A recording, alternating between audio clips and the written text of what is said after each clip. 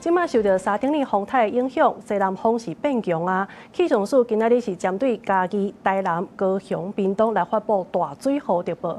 高雄、屏東呢，今仔日透早開始是安尼雷公線哪個上大雨，小港甲大寮真濟所在是淹甲要半個臉遐爾懸。因那屏東的新園、潮州甲南州，除了是落大雨，而且閣拄斷大樓，所以水是淹去到厝內。消防隊甚至是出動樹泥船，甲民眾載出來。8樓啊，喺你萬頭啦。那船載前，那安大里面，消防隊甚至出動救生艇來協助民眾脫困。高雄屏東受到西南風影響，自別透早開始雷公勢那上大雨。其中屏東的潮州新園地區，因為早起8樓撞到大雨，這兩天閣是孤立大樓，大排白虎透水，規個倒灌起來淹過花，造成最大所在車路攏淹水。有的淹到腳頭屋，甚至淹到厝內底，塞車唔敢過，騎車用牽的，趁雨冷芳，民眾掃手舉咧開始清。我本身停嗰陣，啲人好大執死啲啊！哦，啊會去厝內底無？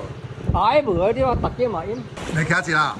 這個是用密的東西，有開來看保險。一停的話，等一下它就馬上就撤掉。哦，那個最深大概淹到多深啊？最深的話大概就到這。這陣雷公雨嘛，造成高雄大寮招屏地區最大所在攏淹水，早起上班時間下大雨，大白頂往大寮新厝路規條車路攏是水，民眾講塞車哪裡塞船，真驚會掉車，大家兜兜啊開，也個車燈踢正百公尺長，你佇招屏里內嘛淹水淹到腳肚懸，雖講水退真緊，毋過塗骹攏是落雨梅，造成騎車民眾累慘，家在無啥要緊。睇多少姐小姐來啲。係啊，誒上貴哦！你過來開靠落好買啊！高雄市累積的最大的雨量，在小港區的鳳生自動站測得到多達102毫米。那今天上午在7點多的時候，鳳生站的時雨量也有達到51毫米，已經達到大雨的等級。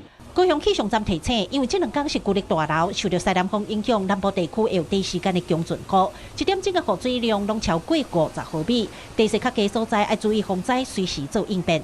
記者郭明正、柯家庫超陽綜合報道。